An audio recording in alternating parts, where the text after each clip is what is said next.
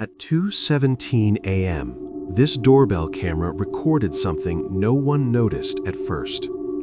No scream, no struggle, no sound at all. Just a quiet suburban porch and a camera doing its job.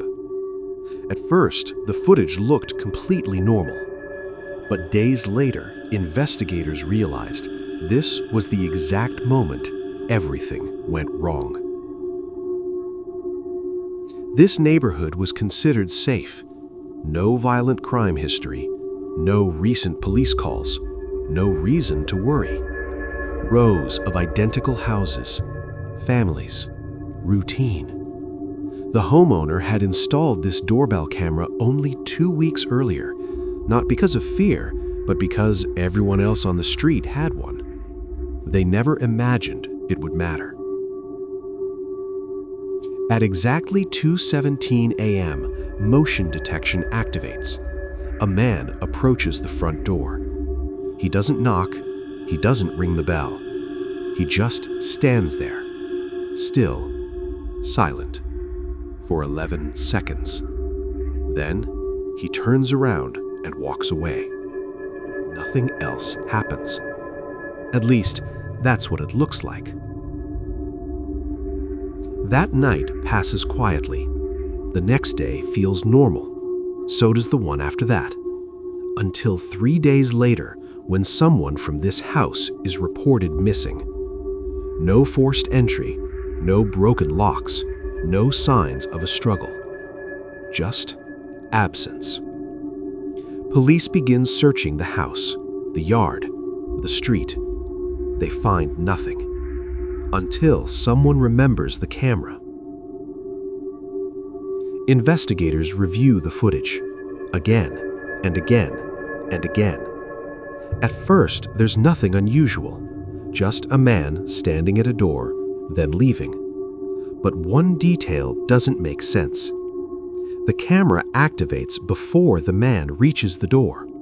This model only records when it detects motion very close to the entrance, meaning something was already there, something the camera couldn't see. Police slow the footage down, frame by frame. That's when they notice it.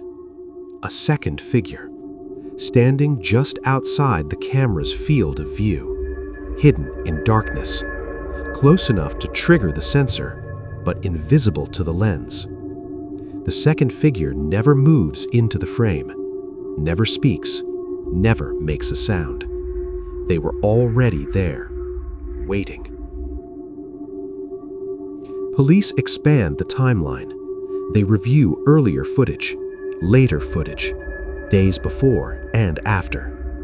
Slowly, a pattern emerges. The second figure appears more than once, always just outside the frame. Always too close. Eventually, police identify them. It's someone the missing person knew.